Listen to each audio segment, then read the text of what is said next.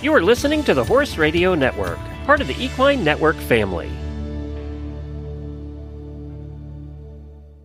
I think I've been maybe fortunate that I've had like many shows that have gone not the way I'd hoped or not the way I wanted to, and that has been extremely helpful. And then upon reflection now, I just be like, wow, look how helpful those shows were, because as a result of I wouldn't even use the terms failing or messing up, because I think that has a negative connotation to it that's later on doesn't seem like a failure or it doesn't seem like a mess up, because you're like, wow, I learned. And if you're learning, in my mind, if you're learning, that is a win, no matter what the external outcome was. If you're learning from the process, that's the win there, regardless of whether or not it was a high score or low score or, whatever else. And so I think there was a lot of tests when I was a young rider and was a junior, and still test now. I'm like, oh, I wish I did this better. I wish I did that better. But then I come back to myself like, okay, am I learning? And the answer is yes. And I love learning. So I'm like, okay, I'm happy.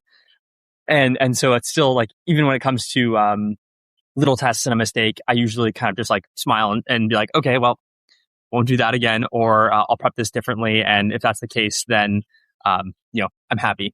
So I don't know if that totally answers the question, but I think and then shows where I maybe has not gone the way that I hoped or et cetera, I realize now, like, hey, if you do not a good job or something doesn't happen, usually nothing changes. And I just go back to what I love doing, which is being in the barn and being here. So I just have to continue and learn again. Welcome to the Dressage Today podcast, featuring conversations with respected riders, industry leaders, and horse care experts. Our goal is to inform, educate, and inspire dressage riders of all levels. I'm Dressage Today editor, Alana Harrison, and as part of our 2026 Zen Elite FEI Dressage World Cup Final post coverage, this episode, sponsored by Zoetis, is with rising U.S. dressage star and silver medalist at this year's World Cup Final, Christian Simonson. Growing up in Ventura, California, Christian Simonson had plenty of hobbies. From mountain biking and downhill skiing to scuba diving and getting his student's pilot's license at 15, he's always had a sense of adventure. But dressage is where his heart lies. Having started dressage at 6 years old, Simonson dedicated himself to the sport and had an illustrious junior career, which included competing at 4 FEI North American Youth Championships, winning junior team gold and individual silver in 2017, young rider team silver in 2018, and young rider team individual and freestyle gold in 2021. He's also won the Horseware Ireland USEF Young Rider Dressage National Championship title at the 2021 US Dressage Festival of Champions. He's also been a part of the US Dressage Young Rider European Tour 3 times, winning team bronze at the Future Champions CDIY in Hagen, Germany twice, first with Zeaball Diawind in 2021, and then with Son of a Lady in 2023. Under the tutelage of his coach, Olympian Adrienne Lyle, he has competed at Aachen, finishing 3rd in the Young Rider Freestyle with Son of a Lady twice in 2022 and 2023. Simonson and Son of a Lady were named to the U.S. Dressage Team for the 2023 Pan American Games, where they helped secure team gold. Simon's success didn't stop upon making it to the senior levels. In fact, he's just gotten more competitive. Before Heidi Humphries of Zen Elite Equestrian Center purchased Indian Rock for him to ride, the 23-year-old had never competed at Grand Prix. But with the 13-year-old stallion, he's been unbeatable. They've never lost a class and were champions in the USEF Grand Prix Dressage National Championship at the 2025 US Dressage Festival of Champions. In 2026, they started off the season by winning the CDIW at the Adequan Global Dressage Festival in Wellington, Florida, qualifying them for this year's Zen Elite FEI Dressage World Cup final in Fort Worth, Texas. In their World Cup final debut, the pair brought the crowd to their feet with an explosive freestyle choreographed to the Rocky movie soundtrack to take silver on a personal best score of 83.81%. In today's podcast, we talked to Christian about his experience at his first ever World Cup final, his close partnership with Rocky, and what he loves so much about the sport of dressage. Before we jump into the conversation, here's a message from this podcast sponsor, Zoetis. Has your horse experienced lameness? Did you know that your veterinarian can use the healing power of your horse's own blood to help manage lameness, joint pain, and more? The ProStride APS regenerative medicine device is designed to help keep horses feeling and performing at their best. Ask your vet if ProStride APS may be a great option to help support your horse's joint health journey. Zoetis is always by your side in the barn, down the center line, and everywhere in between. For more information, go to zoetisequine.com. That's ZOETIS equine.com. Hi, Christian. Welcome to the Dressage Today podcast. Thank you so much for taking time out of your busy schedule to chat with us today. We are so excited. Thank you for having me. It's an honor to be on. Christian, to start with, to say that you and Indian Rock had a successful first ever Dressage World Cup final would be a huge understatement. At only 23, you are now the youngest American to claim silver in a World Cup final. Can you just tell us about your first World Cup experience and what those results mean?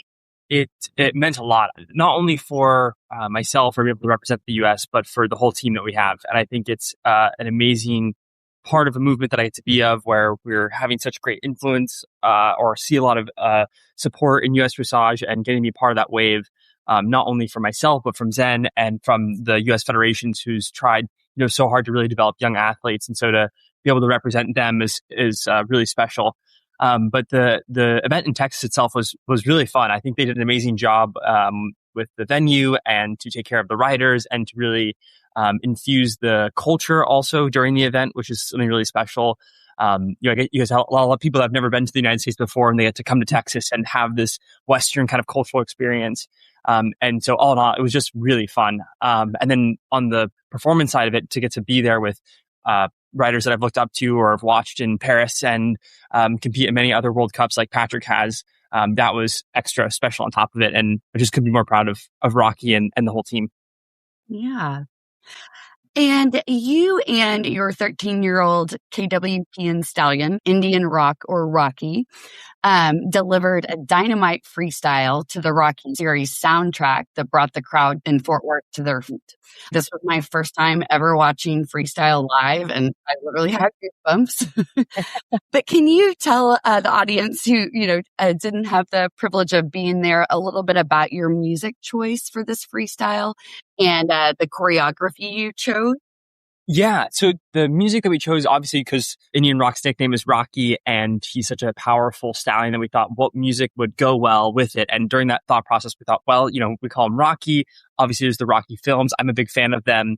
So we thought, you know what, let's do it. Let's make a Rocky themed freestyle. So the entrance is like a boxing theme with an announcer. The boxing bell rings, and that's the start of the freestyle.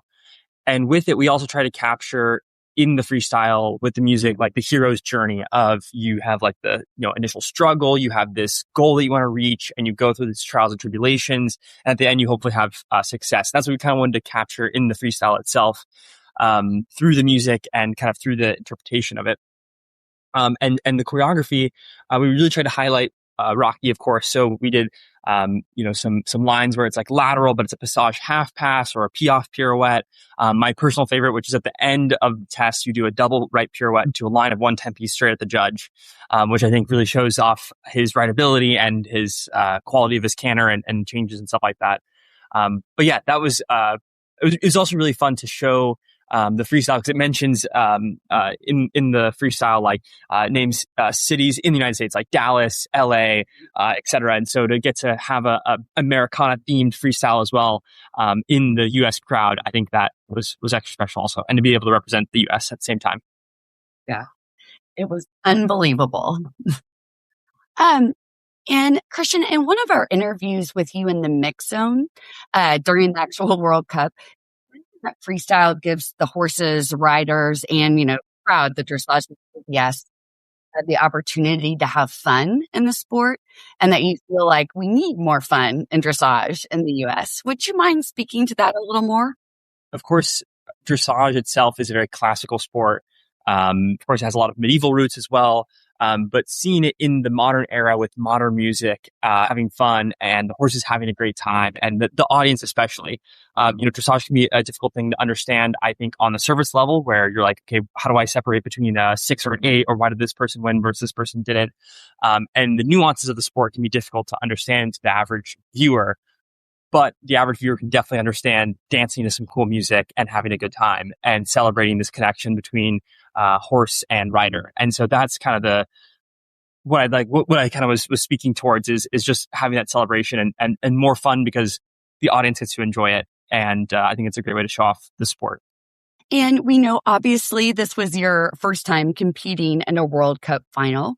But can you give us a little more of a behind-the-scenes idea what Fort Worth like? I know you native Texan. I'm from Dallas, so I thought they did a really good job.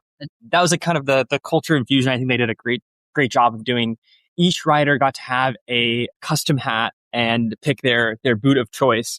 And so I got to pick a black cowboy hat that I actually put Rocky on the bottom of it. And has like burn the Texas state outline and a horseshoe pin. And so that was I think it's such a thoughtful, good way to infuse the Texas culture, especially with a lot of Europeans who a cowboy hat's almost like kind of a novel item. And then same for the cowboy boots, where we had a choice between like brown or black boots as a part of the draw. Also, they did that as well, which was quite fun. What made this venue extra special is that there was already kind of stabling there. But, right across the street, they have all of these basically livestock barns for cows and chickens and horses. I think we actually were stabled in the poultry barn, which is kind of funny.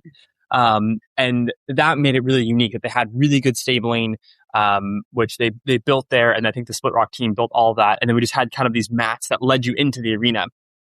But what's then makes it extra special is, of course, because it is a venue that hosts events that are not horse related, you have this really large atmosphere as you're coming in the tunnel. And we're actually walking through basically the garage of the venue, or the behind the scenes section. That's where they built the ring and everything. And so it's kind of, you have this balance between it being a horse friendly environment, but then also getting this cool experience of it, being a normal large venue as well.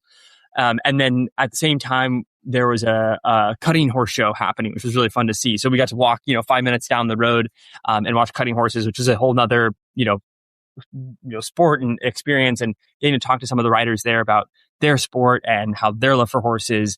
That made it also really fun to show as well. Yeah. I thought it was also so cool how they set up the warm-up arena, in the garage area. Yeah, I know you guys had to circle around the pillars, but yeah, made it for a fun, dynamic warm up, I would say, to have to navigate some pillars, but they did a really good job. Yeah. Keep Rocky on his toes. And anything you feel like, Christian, that you and Rocky really took away from this experience?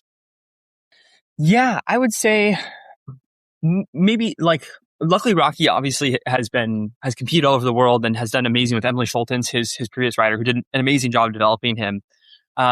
But I think as a pair together, so he's seen large atmospheres, but I think for it being his first World Cup, I learned a lot about how he handles atmosphere and environments, etc. And he actually was a really good boy about it.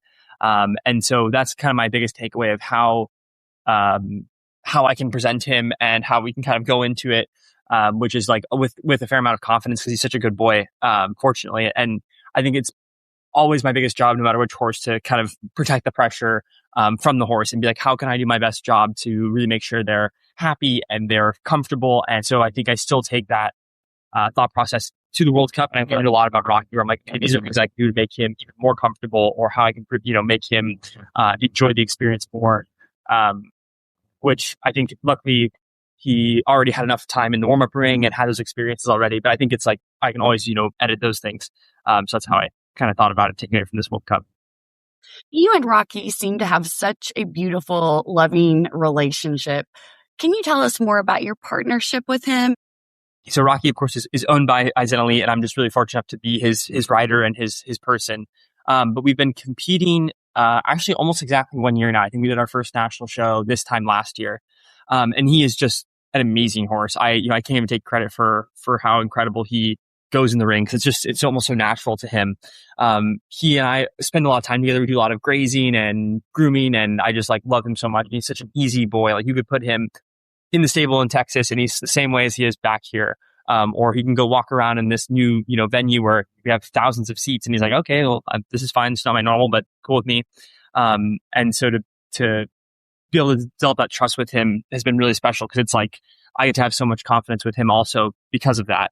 But mainly we spend a lot of time grazing, a lot of time hanging out. And I think we got to, even though it's been almost only a year, it feels like we've known each other for much longer. I think because of all the time we spend together, hanging out and just getting to know him and his favorite treats and his favorite way he likes to get tacked up, and what his favorite itchy spots are, and all those things that I think as horse people we enjoy learning about our horses, and what makes it really fun because every horse is unique.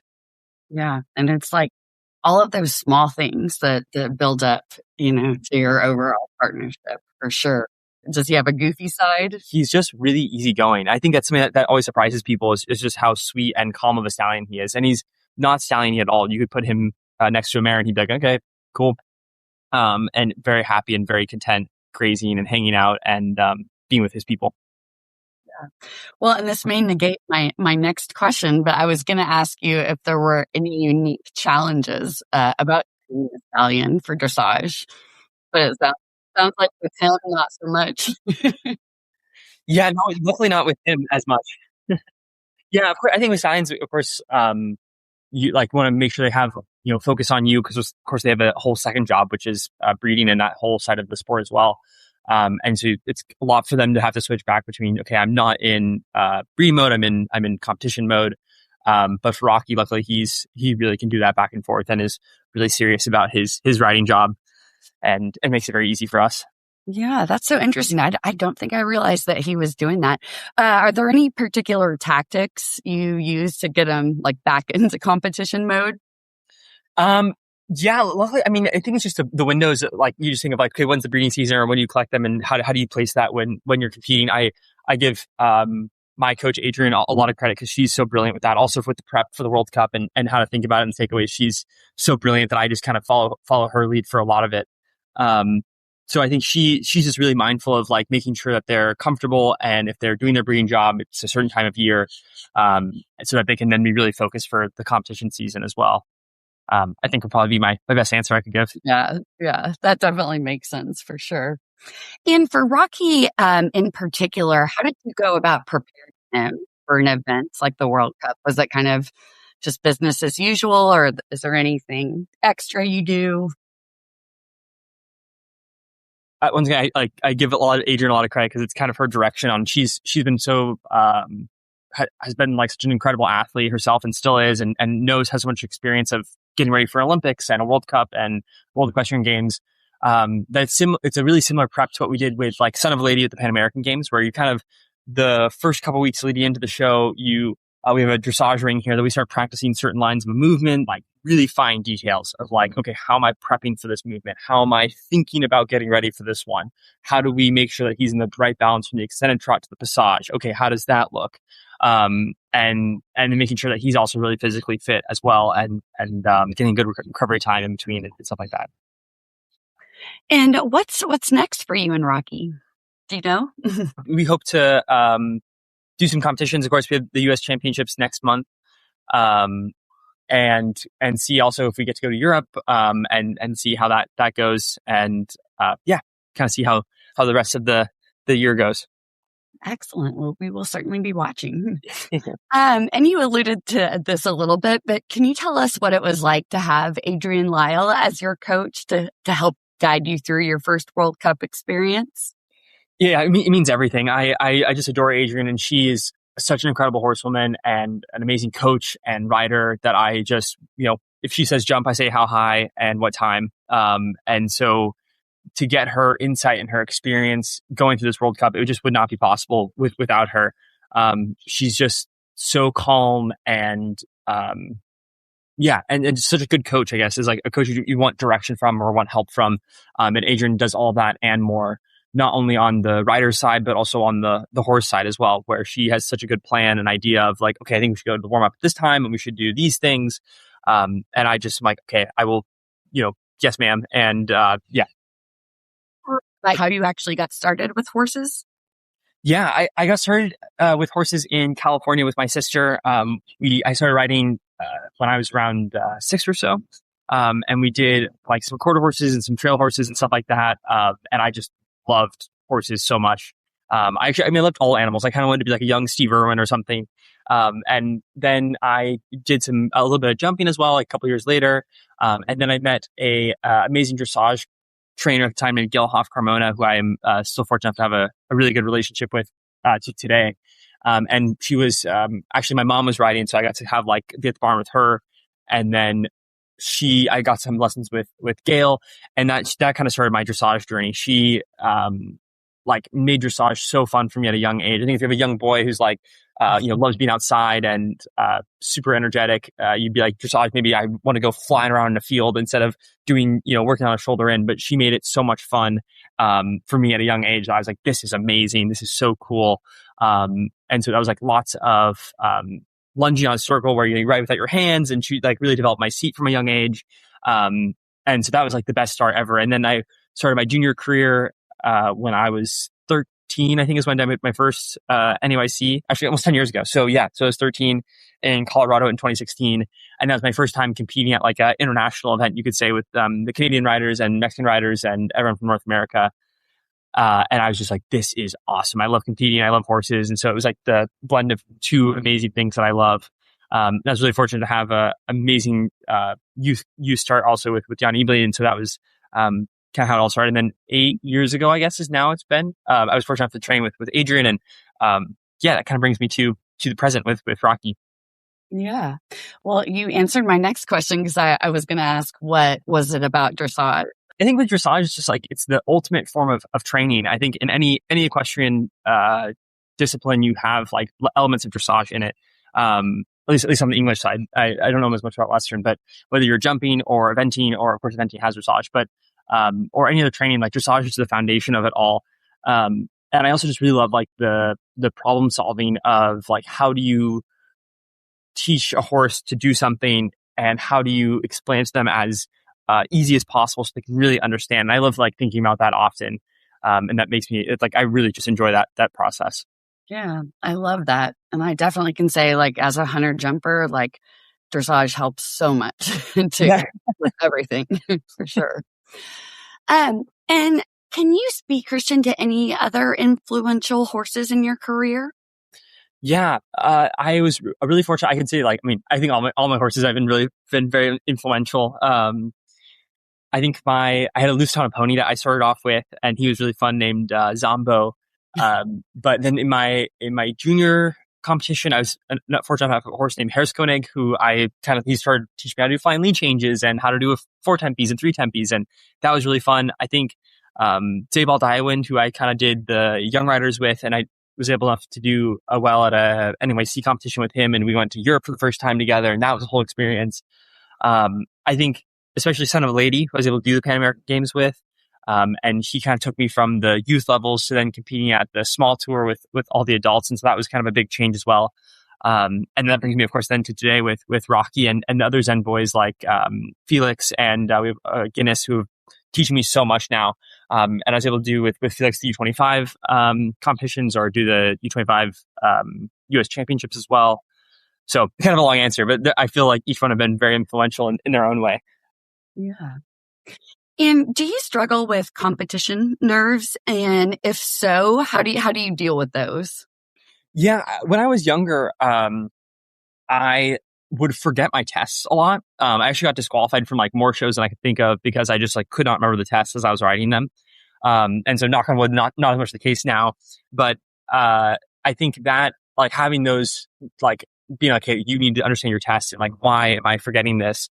At a young age, that made me really understand like sports psychology and how can I do reps outside of the saddle that can make me better when I'm doing a test. And so that has played a huge part of it. I've been fortunate enough to work with a really cool sports psychologist since I was like 15. I used to bike to her office because I didn't have a car at the time because I couldn't drive. And so I've worked with her all the way up until today. And I think then the biggest frame that I work with when it comes to competitions is what I kind of talked about earlier, which is actually a note from Adrienne, which is it's our job to make the horse as comfortable as possible at a new event. And the horse doesn't know if it's what type of show it is, if it's an Olympics or if it's a show down the road. And it's the same for us, where it's like, it's just our job to do the best we can and be super present with our horses so that they can have the best experience possible. And you can execute the movements as well as you can in that moment. And so that's kind of the biggest framework that I think about at big shows, where I'm like, okay, regardless of my feelings or what's going on around me, I just need to be really present with my horse and be like, hey, this is what I'm going to do to make sure that you're happy and you're comfortable and we can execute the movements the best we can. And let's just forget about everything else that's going on and just focus on being present with you. And that has helped me a lot as well. Are we allowed to ask who your sports psychologist is? Yeah, absolutely. Her name's Laura King. She's a really, really cool person who's an amazing woman and has been here in Wellington. I now think she's in Stuart, and so we talk on the phone.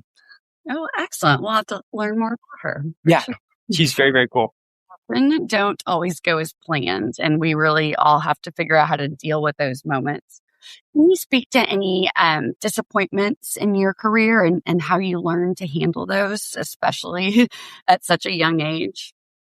Yeah, I think I've been maybe fortunate that I've had like many shows that have gone not the way I'd hoped or not the way I wanted to, and that has been extremely helpful. And then upon reflection now, I get to be like, wow, look how helpful those shows were, because as a result of I wouldn't even use the terms failing or messing up, because I think that has a negative connotation to it that's later on doesn't seem like a failure or it doesn't seem like a mess up, because you're like, wow, I learned. And if you're learning, in my mind, if you're learning, that is a win, no matter what the external outcome was. If you're learning from the process, that's the win there, regardless of whether or not it was a high score or low score or whatever else.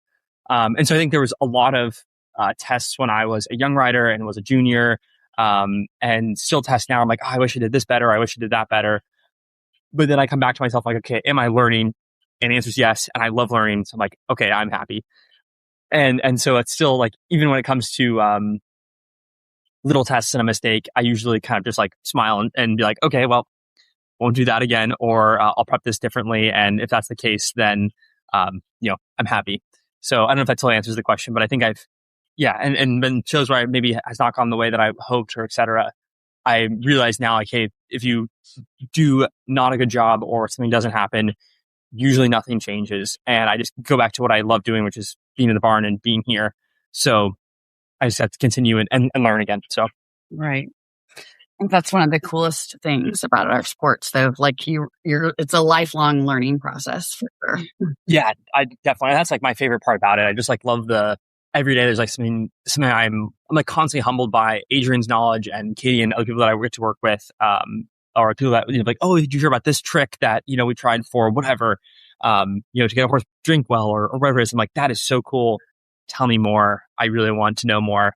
And I think also like in competition, it's like I'm often competing against people that I've looked up to all my life. I'm like, okay, what are the small things that I can do that can help me outside of the ring, even though I don't have maybe the decade or two of experience that people I'm competing against do. So it's like, how can I watch as much video, watch back all my lessons, and try to get just like 1% better, or understand how to explain this better to my horse, or do this movement more accurately, et cetera. And so that's like the process that I just love being in dressage and love doing. Yeah. And Christian, what would you say you attribute to your consistent success? I think just an amazing team would be my honest answer, and an amazing coach, an amazing team, and unbelievable support also.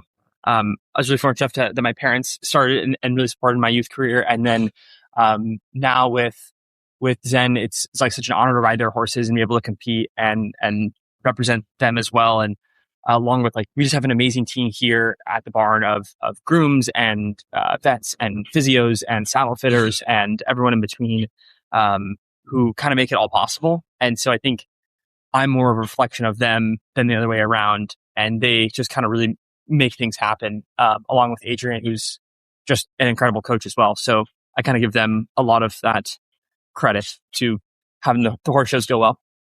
What's the hardest part of this? The sport, it can be very, very difficult. And I think every rider has difficult moments. It's a very physically demanding sport, like doing barn chores, and it can be very, I almost say like every day can be really similar as well. And something that's really tough, I think, especially in dressage compared to other sports, is that you can't have consistent repetitive practice. Like if I'm playing tennis, I could hit a ball against the wall and perfectly refine my forehand. I mean, I'm not a tennis pro, so, but in my mind, it's like I could do that movement over and over again until I get it right. And in dressage, it's like you only have, so you're training a horse 30 minutes, and of course, you're not going to work on just half passes. So it's really tough to learn really quickly because you have such a short window of learning a specific movement, and every horse is different, so you maybe would ask differently. And so I think that's another element of that makes the sport difficult as well. And then I think also, being able to develop or be a part of a really good team can be tough as well. I think that, there's a couple different factors, I think. But for me, my biggest one, I'm like, man, I just wish I could do the same movement over and over again and have it always be the same.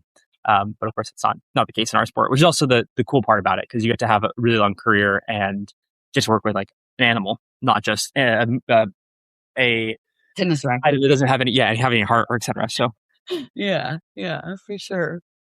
What would you say the best training advice you've ever received is? I would say, again, from Adrienne, and it's try to find the best way to communicate to your horse and think okay, how can I explain to this better, not explain to them more? How can I break every step down to the smallest setting and say, okay, if I can do this, then maybe I can build upon this. Or maybe if I ask for a left turn, okay, maybe I can ask for then maybe a little bit of shoulder in. Okay, if I can ask for a shoulder in, maybe I can ask for a little bit half-ass, but it has to be a slow, steady progression, not asking 5 things at once and then hoping that all 5 stick. And so that breaking it down and be how can I, as possible, explain this to the horse, and can I really understand what they're thinking and meet them where they're at? I think that's maybe the best piece of advice I've gotten. Yeah. And in your opinion, what makes a good horse person? I think the constant evaluation of self when it comes to how can you explain things for us, like we were just talking about before. And being really attuned to their animal and seeing how they're feeling in the stall, how they like certain things, and being really focused on them. There probably is a good word that I can't think of right now of what exactly that is. But being really focused on the horse and tuned to them, and thinking about how can I make their lives better every day. To either have a grain, to being in the paddock in the morning. How about in the afternoon? How can I move them around so they feel better? And that constant iterative process to me is what I think makes a good horse person. Yeah. And Christian, are there any other horses that you're working with right now that you're excited about and could share? Yeah, I'm really excited to compete. Fleau de Baian, who I competed a bit this season, and I've learned so much from him. This is all still pretty quite green to me at this Grand Prix level, and we call him Felix.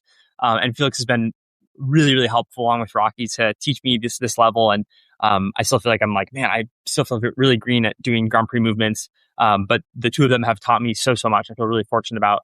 And then I'm riding a horse named Guinness as well, who's also owned by Zen Elite, and a horse named Don Machiavelli, who's kind of an I2 level horse. And so I'm excited about those, and really fortunate I get to ride those awesome animals as well. Anything about you maybe that people might not know? I've picked up running a lot more. So you can probably find me either like on the trail, or I'm really fortunate to have a really good group of friends that I love hanging out with. And so that, or like playing video games on my couch, like something very, very simple. It's like a great way. Like every couple of weeks, I'm like, okay, I'm going to open Call of Duty and play a bit of video games. Cause like, I just want to chill. So Yeah. Just take a break. Yeah. And then mares, geldings, or stallions? I'm going to say stallions because I'm very impartial with Rocky because I just love him so much. Yeah, I love it. I love it.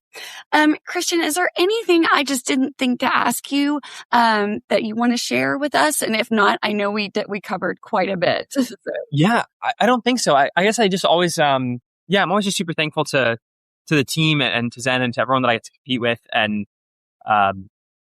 it's just such an amazing journey I get to be on. And I'm just really fortunate for each step of the way. But I thought all the questions were great. So thank you so much. Well, Christian, thank you so much for joining us today. We so loved having you. And again, huge congratulations. Thank you so much. It was an honor to be on. And thank you.